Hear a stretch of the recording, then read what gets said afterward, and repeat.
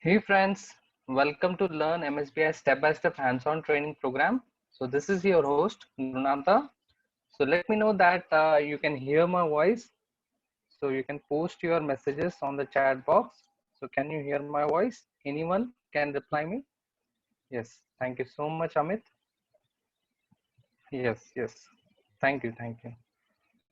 So yes, let's start our training. It's almost 8 now. So thank you so much, friends, for taking your valuable time and attending this training. So today's training will be for 1 hour. So yes, it is like from 8 p.m. to 9 p.m. Yes. And in this session, we will learn and complete our star schema program in SSIS package. So let me just share my screen now. So yes, I'm just opening up my Visual Studio. So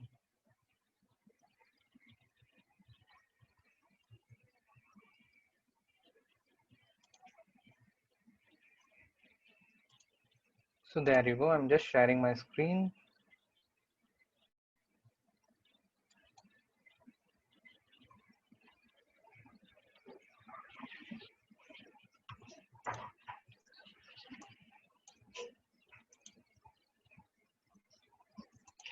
So my plan is that today to complete the star schema design in the SSIS package. So today we will see this, how to design the star schema in SSIS package. So let's also recap what we did on last session. If you see here, so we have completed in our last class, we have completed this database normalization. That is, we have seen how to remove the partial dependency to achieve the second normal form, and how to remove the transitive dependency to achieve the third normal form. And also we also talked about little bit about BCNF, that is voice code normal form, and fourth normal form, little bit. Okay. And we also understood what is denormalization and what are the benefits of having the denormalization, and uh, and also understood, like, in denormalization there are two ways that we can design our denormalization structure, that is using either a star schema way or either a snowflake design way, right? And we also understood what measures, what are the dimensions. Okay. And we also talked about why it is necessary to have a star schema design or snowflake design, because when you have this design schema, then only you can create a proper cube. Okay. So that is the purpose we are creating a star schema design in SSIS package. Okay. And after that, we did little bit star schema designing in the SSIS package. So let me just show you that. So you can see that in my solution explorer. So here I have designed my SSIS package. You can see that here I have loaded a different package, one for country master, one for product master, one for sales master, one for state master, and one for fact customer. And I have also have created the main.dtsx, and here you can see I have loaded all the packages. Okay, by taking the help of execute package task. Okay. So it is like a waterfall model. Means here the purpose is that first first it was necessary to load the dimension tables. So that is the reason I have created this kind of a structure, so that my country master first loads, then the state, then the product, then the salesperson, and at the end our fact customer package will load. Okay. So you can see here in my database diagram which we have created. So there you go, you can see that. So this was the star schema structure, right? So this is my fact table. So all this dimension table should needed to be loaded first, or else we would have got this error, this foreign key and primary key constraint error. So that is the purpose I'm loading the dimension table first, then the fact customer at the last. Okay. So in this package, in our last class, what we have completed is the country master. Let me open the country package here, and let me just show you. in the data flow task. So you can see that we have successfully extracted the data from the country source by using the flat file source, and by implementing the slowly changing dimension, we did the insert, and if the records are there for update, then it will update automatically. So by taking the help of slowly changing dimension, we have implemented the country master, and we also talked about the slowly changing dimension in our last class. Okay, so now in this class, so it's time to configure all other packages, like for a state package, sales package, product package, and at the end we will configure the fact customer package. Okay, so let's do the process for state now. So it will be the same process what we did for the country master. So as I told you, we need to implement the slowly changing dimension only on those sources, only on those data tables where you feel that this table is going to get changed, after, let's say, in 1 month or 2 months or in 6 months, where you feel that this data will change very slowly. So for example, countries definitely will not change, state will not change, right? So products might can change, but it can take like 15 to 30 days. So you can implement the slowly changing dimension on products also. Even the salesperson, definitely employees cannot be added regular basis. There is a, means generally it takes like 4 months or 2 months, to have an employee, new employee in a company. So we assume that in the salesperson also, that table will also get updated slowly. So for that purpose, I'm going to implement in the salesperson also to load the masters with a slowly changing dimension. So everywhere I'm going to implement this slowly changing dimension in all the packages. Okay, so let's do that with the state. And at the end, we will definitely load the fact customer. Okay, so let's start with the state one. And in the fact customer, we will take the help of lookup component. Okay, so let's see that at the end. But first, let me configure the state master. So let me just drag and drop the data flow task. Double click.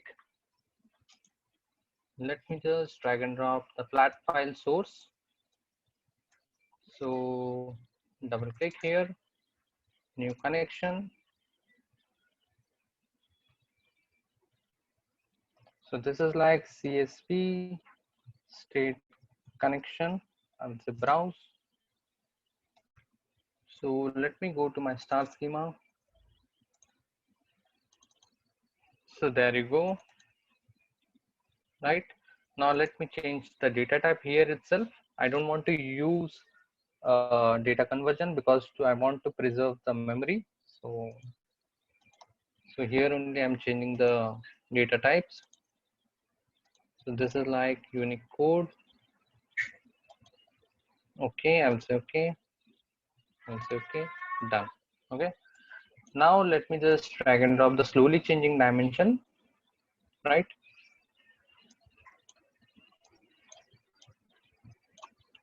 And let's connect here. And let me configure this slowly changing dimension. So whenever you click on this slowly changing dimension, always it's open up the wizard. You can say that don't show this page again, but I will keep like that only. I'll say next. And here you need to provide the connection. So say new. So this is my schema database. I will say okay. And the table is state. Yes. Okay. And the input column here will be state name and state ID. Okay. So it needs a key type column. So let's specify the key type column as states ID. Okay. So I will say next. Now here the dimension columns, definitely that day we discussed in our last class what are the fixed attributes, what are the changing attributes, what are the historical attributes. So if you want that column data should not be changed, then you can keep this as a fixed attribute. If you want to maintain some kind of audit trail, if you want to maintain a previous value also, if you want to record that, then you can keep your slowly changing dimension type as a historical attribute. Okay, So here I'm going to keep my this dimension type as a changing attribute, because I assume that anytime state name can change. So I'll keep the dimension column as changing attribute. Okay, a state name. As you can see that, I will say next. So I will check this. I'll say next. For now, let me just disable this, and I will say next. I will say finish. So there you go. So the moment we say OK, it automatically adds the OLEDB destination and OLEDB command. Okay. So that's it. We are done now. So let me just save this. Okay. Now let me just go to my main.dts and let me enable the state package, because we have configured the state package also. Okay. Now it's time to go and configure the product package. So I will go here and let's repeat the same steps. Data flow task, double click,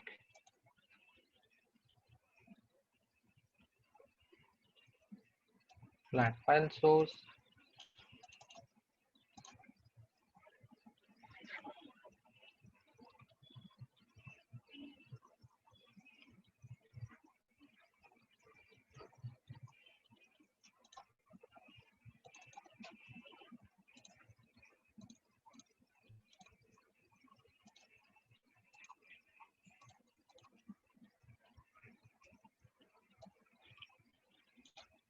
always save your memory by minimizing the use of the components, because the more the components you use means the more the memory you use in the package. So always do the memory management wherever it is possible. So I'll say okay, review. So there you go. I'll say okay. For those who have missed our last training, so they can go and watch the recordings also. Recordings are available in our QuestPond website, so you can go and watch the recordings over there also. Okay. So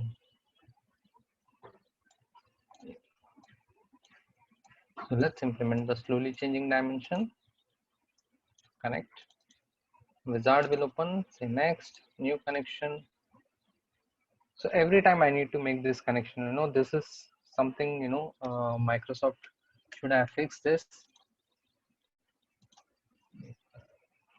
So I will say dim product. So my input column here is like CSV product ID, product name, and this is my business key. I will say next. Changing attribute. I will say next. Disable this. I will say next. Finish. So there you go. We are done with the product master. Now let's go and configure. Let's enable first. Let's go to the main.dtx. Let me enable this. And now let me configure the salesperson package. Okay.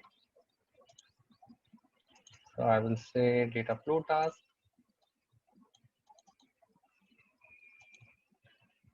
And yes, we require flat file source and also the slowly changing dimension.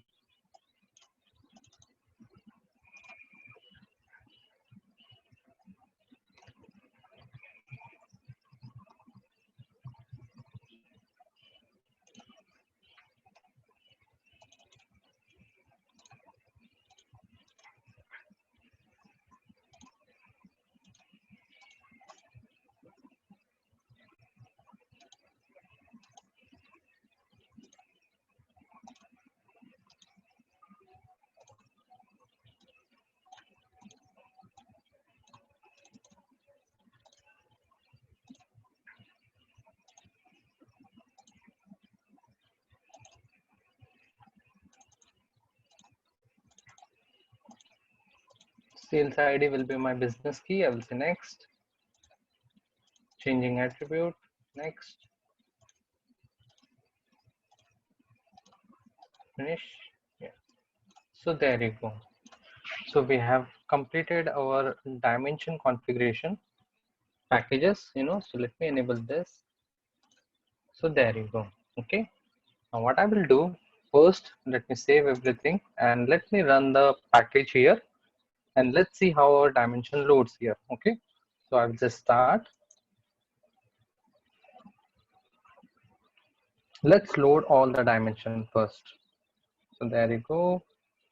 Product loaded, everything loaded. So let's see the main. Yes. So all the packages has loaded, perfectly without any error. Okay. Now it's time to load the fact customer. Okay. So for that, let's go and let me first see the data source. So you can see that, okay, we have a fact customer source data here, and you can see that we have columns here like customer code, customer name, amount, sales date, country name, state name, product name, and sales name.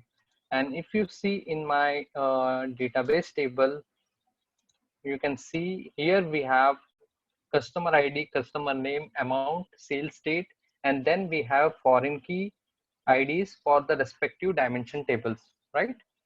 So yes, so you can see that here we have the string data, okay, for the column names, like country name we have US here, right?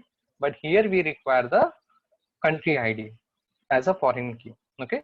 Because why country ID is a foreign key? Because in our dimension table we have already loaded the data here of the country master. Can you see that? And here we have the values. So I want that in this table I want the foreign key IDs of the respective country names, and the same way for the other columns also, for the state name, for the product name, as well as for the salesperson name, right? So how to achieve? So let's see one by one. So first I am going to configure the extraction part. Then let's see how to do this. Okay. So let me just say close, and let me go here to my package, to the fact customer. Drag and drop the data flow task. Double click. Let's drag and drop the flat file source. Configure. So this will be like CSV fact customer connection. Sorry. So browse fact customer. So I'll say advanced, and here I'm going to change the data type.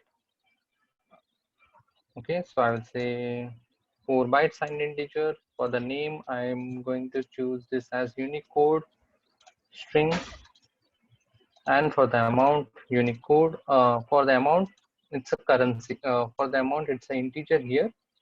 Let me just make this as money.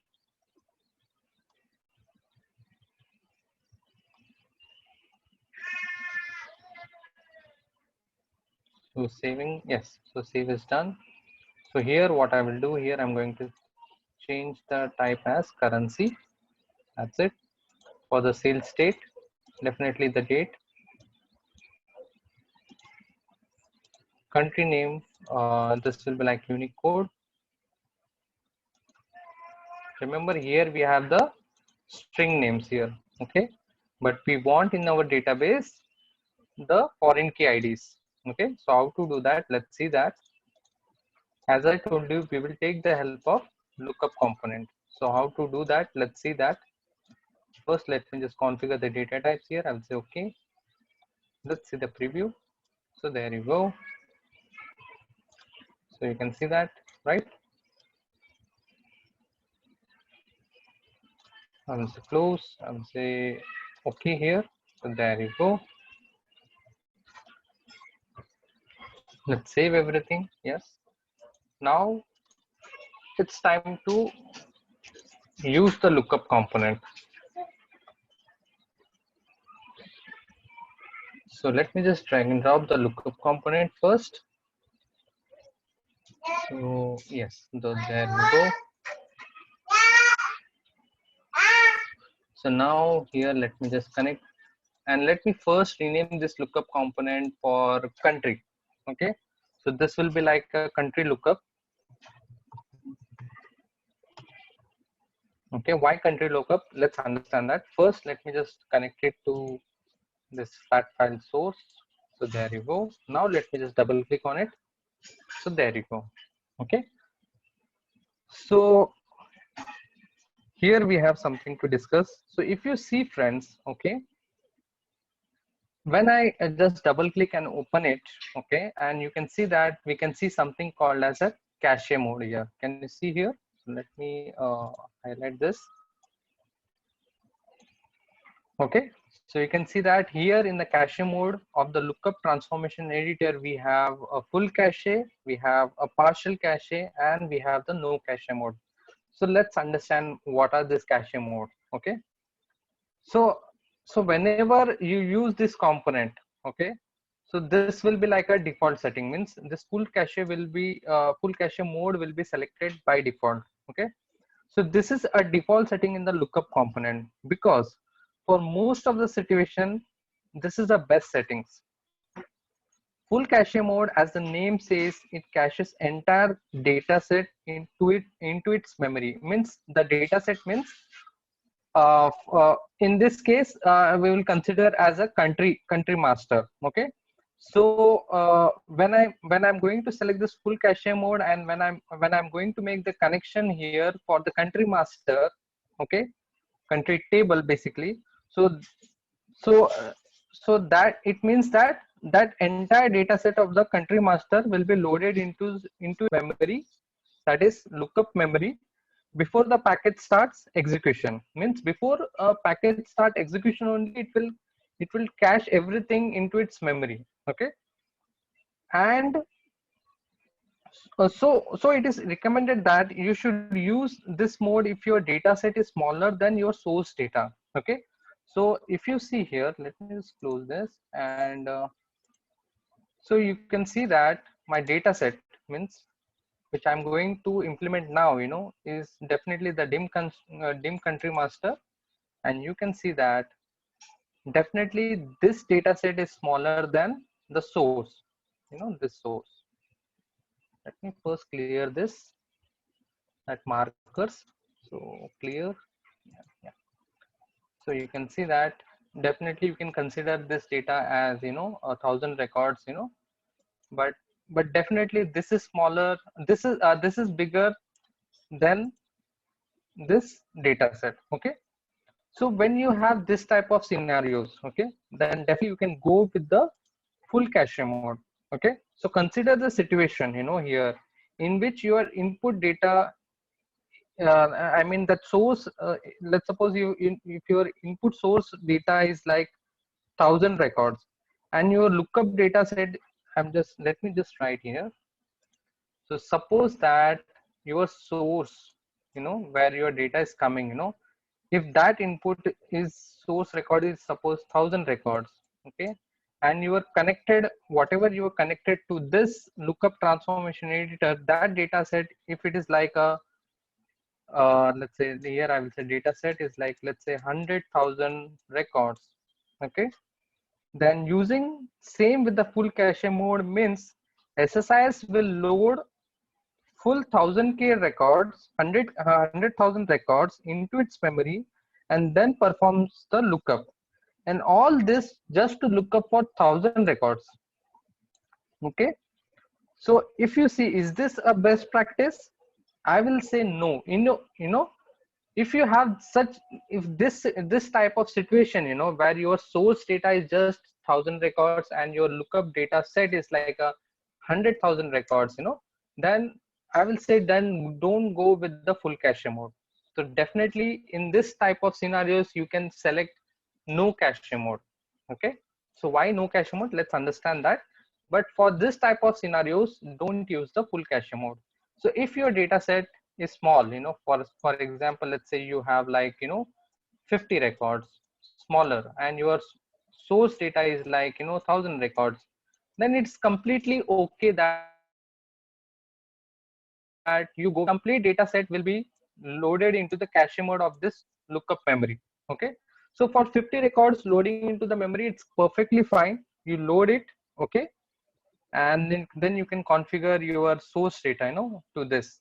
Okay, now For the same situation, let's talk the same situation now, where we were talking about the source input data is like 1,000 records, and my data set is like 100,000 records. Okay, so why I said that you need to use the no cache mode.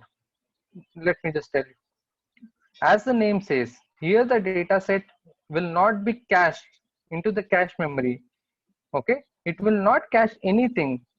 Whatever the request comes, it will directly send it to the data warehouse, and data warehouse will cater that request accordingly. Okay, so if you have such situation, definitely you select the no cache mode, and for all the 1,000 records, okay, let the data warehouse caters each request, whatever he wants to process, or whatever the matching he wants. For example, he wants to get just the country name, let him get the country name from the data warehouse directly. Let's not this lookup component cache anything. Okay, so in this type of scenarios, you can select the no cache mode. Okay, I feel it is one of the best setting to have when your input data, that is input source data, is smaller than the data set. Okay, or when you want to disable the cache mode. In case if you want to just disable the cache mode also, you can use this no cache mode. Okay, so as per our previous example, you can use this no cache mode. It will work, it will solve all our problem. Okay, now comes to the partial cache mode. Okay, so let me just clear this first. Okay, now let's talk something about the partial cache mode. This is like a hybrid mode. Okay, you can see that it is between the full cache mode and no cache mode. So it is like a hybrid mode for both other two settings. So other two settings. So partial cache mode means the value from the input source first checked into the cache memory. So okay, so whatever the input source comes, let's suppose okay, it first checked into the cache. Okay, so let me just say cache. So if the value does not exist in the cache, then it will query to the reference data warehouse. Okay, so whatever the data warehouse is there, it will query that. And before processing it to the output, it will save one copy to the cache memory. So this is how the caching works for the lookup transformation. Okay, so whenever data warehouse will cater something, and when you selected this partial cache mode, then it will save one copy to the cache memory and send the send that value to the output also. Okay, so it means that when the same value comes in, okay, so instead of going to the data warehouse, this cache memory will cater that request. Okay, so this is how your partial cache mode works. Okay, so when to use this mode? So when your reference data set is large, okay, and your source data set is small in terms of unique combination values. So let's consider the same example where your source data is like 1,000 records, okay, and your data set is like 100,000 records. Okay, though we have 1,000 records, okay, let's consider the combination values. I mean to say, like, out of this 1,000 records, for example, you can see here, let me stop this. Out of this 1,000 records, you can see we can have a unique combination values. For example, US, US it is repeated, and here also US is repeated. So you can consider the unique combination value as 100 here. Okay, out of the 1,000, you can consider the unique combination values as 100 here. So it means when I select the when I select the no cache mode here, okay, so it will, so let's consider the scenario with the no cache mode first. Okay, so if I select the no cache mode in this scenario, then definitely it will process all the 1,000 records to the data warehouse, right? So that is also one of the bad idea. Okay, so if I select the full cache mode here, then it will load the entire data set of 100,000 records. Okay, so here if I select the partial cache mode, okay, so you can see that when a request comes in from the source here, definitely a value gets stored in the cache mode. Okay, So for example, 100 requests came and we have the 100 unique combination values. And okay, so all the values are catered from the data warehouse. So this is data warehouse. Okay, so it will save one copy to the cache. Okay, so the next time when the same request comes, this cache will cater that request to the output. Okay, so concluding all this, using the correct cache mode for the job can have huge impact on the package performance and the server load.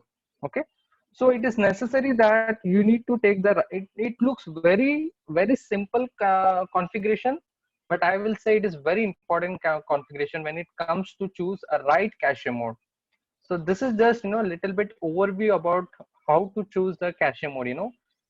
When to use full cache mode, when to use partial cache mode, when to use no cache mode. This is just a small overview I just wanted to share with you people. Okay, so in this type of scenario, where our source data is 1,000 records and your data set is like 100,000, you know then this type of scenarios you can select a best settings as partial cache mode. Okay, rest it depends upon you, what you choose. Okay, so here, since my data set is very small, that is the country master is very small, so that is the purpose I'm going to select the cache mode as full cache mode. Okay, and here let me go to the connection now, and here I'm going to make the new connection.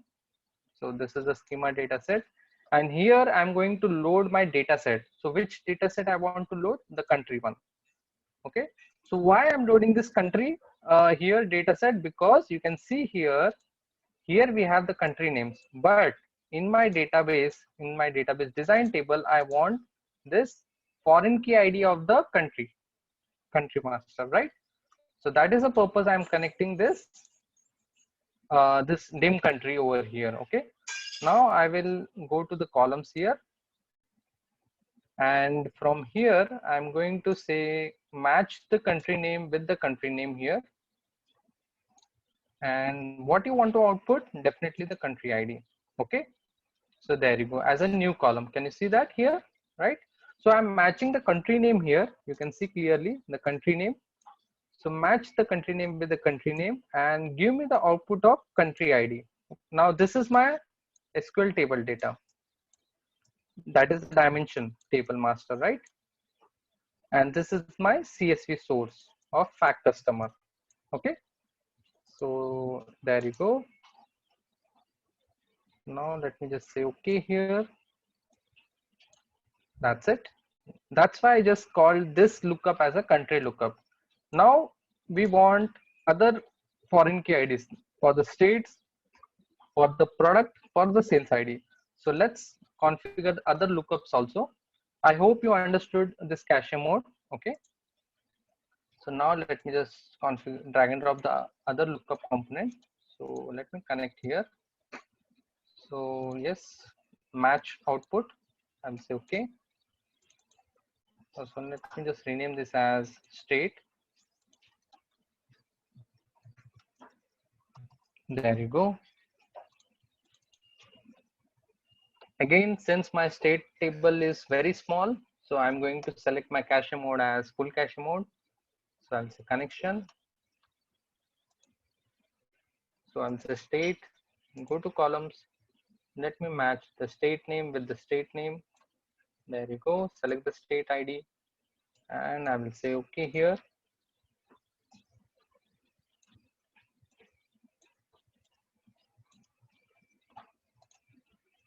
Choosing the right cache mode is very important, friends. Otherwise you will end up with the memory leakage or memory problems, or your package might get very slow if you select or if you make a wrong selection. Okay, so this is like a product. That was very important setting as per my view, so I thought to share with you people. So I will say product here, and here I will go to the columns, product name, product ID.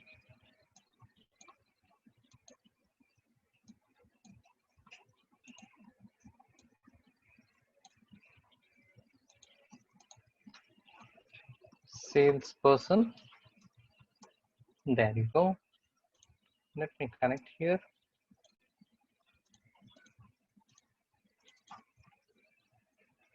For demo purpose, I'm choosing this full cache mode because I know that my dim master tables are very small as compared to the this fact customer source. But in your case, in your production, definitely you have to choose the right cache mode, you know.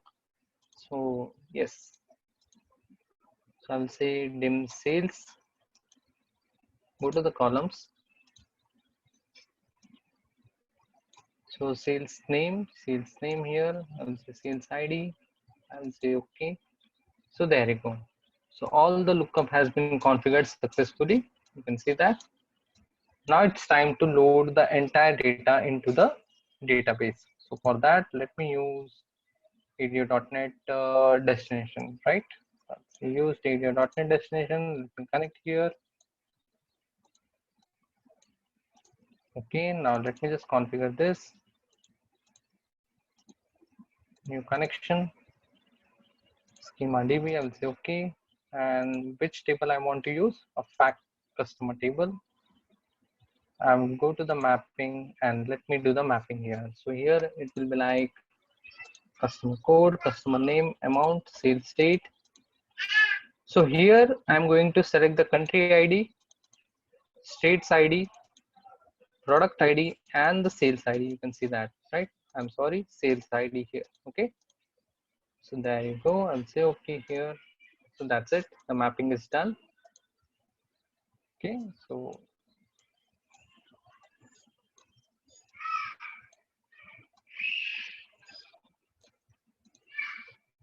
let me save this, save everything.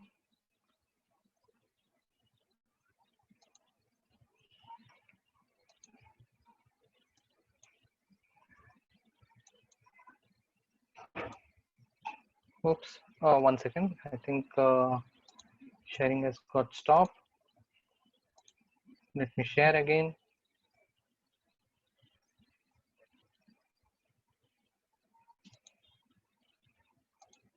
Yeah. So there you go. So what I will do now. So now let me go to my main.gtsx. So here I will say enable the fact customer package. There you go.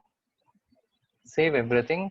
Now what I will do, I will go to my this table and let me just truncate everything. So I will say new query.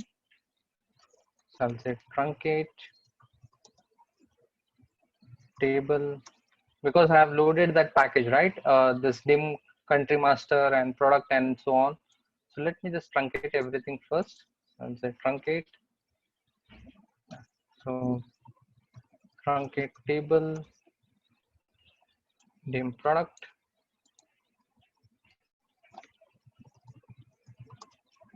truncate table, sales,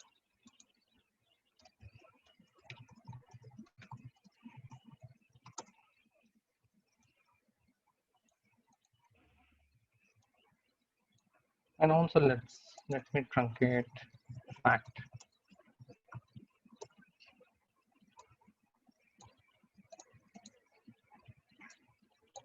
Execute.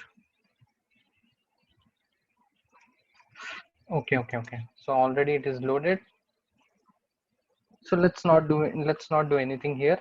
Let me run the package now. Let's start. So there you go. So you can see that all the package has been loaded successfully. You can see that. Now let's go and check the data here, whether we got the data here or not. So there you go. You can see that. Now, if you want, you know, I can run the package again just to ensure we got the data here. So I'll just start again. So you can see that I'm not getting any primary key constraint error because I have used everywhere I have implemented the slowly changing dimension. Okay, so right, execute. So yes, this came multiple times because we have ran this. You know, so let me run this query, truncate the fact customer. There you go, and let me run again. But wherever if we have implemented the slowly changing dimension, there you cannot see multiple data over there. So let me show you that.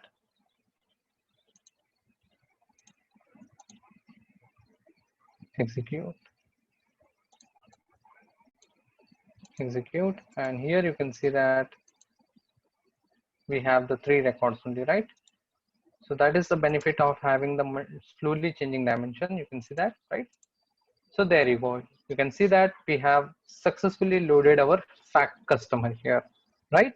So it means that how we wanted the data to be loaded here. So we got the data loaded properly into the data table of fact customer. Okay. So you can see that it means you can see that with the database diagram here, it means we have successfully loaded all the dimensions here and also the fact customer here. Okay. So it means that our project star schema project in the SSIS package is completed here. Okay. In case if you want to have a snowflake design, then definitely you can create a foreign key ID of country ID here in the state master, and you can join this dim country with the state here. So if you join any one dimension here, so it means that that design becomes a snowflake design, right? So when all the dimensions are connected to the fact customer directly, it means that it is a star schema. Okay. So when any one of when the dimensions, if any one of the dimensions are connected with each other, then for example like this, if I say if it is connected like this, then that design calls at a snowflake design. Okay. So practice the snowflake design, as per your as a homework, and let me know if you have any queries and any doubts here. Okay. So yes friends, any doubts here? So before we conclude this class, because we have completed the star schema designing. In our next class, what we will do, let me also tell that our SSIS star schema project is ready now. Now it's time to create the cube. Okay. So what we will do that, by taking the help of analysis services, we will create the cube, okay, in our next class. And then after that, by taking that cube, we will try to generate the report. So that is my plan for the next class. If I go and try and create the cube right now, so we have just left with the 15 minutes, so it will take lots of time. So that is the reason, let me not do it right now. Maybe I will do it in the next class, that processing of a cube. Okay. So let me see if you have any doubts here. So the chat, yeah.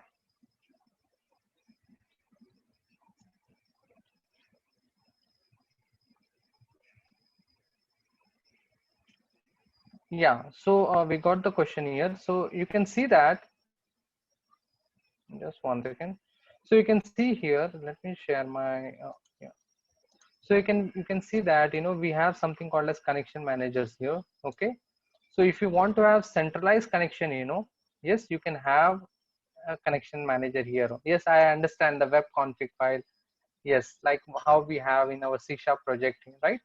The MVC core project. Yes, you can also have, there is something called as connection manager, so you can have a centralized connection also here.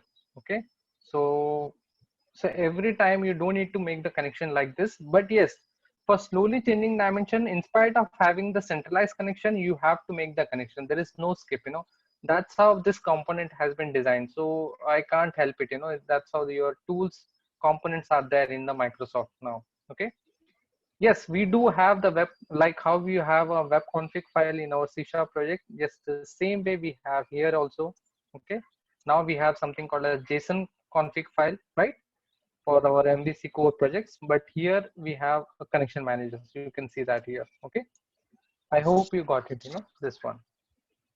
So any more doubt? So you can watch this recordings, friends. We have all the recordings in our website. Okay, you can go here, you go to our website, you can watch all the recordings. Okay. Yeah, thank you so much. Yes. So I can't see any questions. So in our next class, as I told you, we will create the cube, and we will create the report. So that is my plan, to in our next upcoming class. So we don't have much time now, so I'm not going. So let's not create the cube now, okay? Because it will take some time to process the cube, okay? So shall we end the class, friends? Okay. So yes. So thank you, friends. So in case if any question, let me know, or I will end the class. Okay. So I can't see any questions. So let's see. One more question is there. Yes, this coming Sunday. Yes, we have the class. Yes, that is on 25th. 25th of April. We have the class. So, but that is for 1 hour only. Okay, so we will have a 1 hour class like this, because lots of queries came to us, via email, that 2 hours are 2 hours is very big for them to sit, so that's how we have, we thought, this week we will have like 1 hour class, and try to complete this MSBI, yes. So any more questions, or should I end the class? Okay, okay.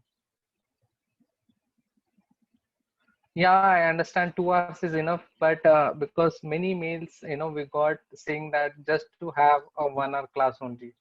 So Hari, I'm so sorry, but in the next upcoming class, we will have only 1 hour class, and we will try to complete. Yeah, I also think 2 hours is okay. So that's why we kept like 2 hours, but because due to the demand, yes. Yeah, you can contact, if you can contact me on questpond@questpond.com. Yes. Yeah, yeah. So for practice purpose, if you get any queries, any doubts, Hari, you can get back to me on questpond@questpond. That's my email ID. Okay, and definitely we will connect next Sunday also. Yes, thank you so much, Hari, for your compliments. Yes.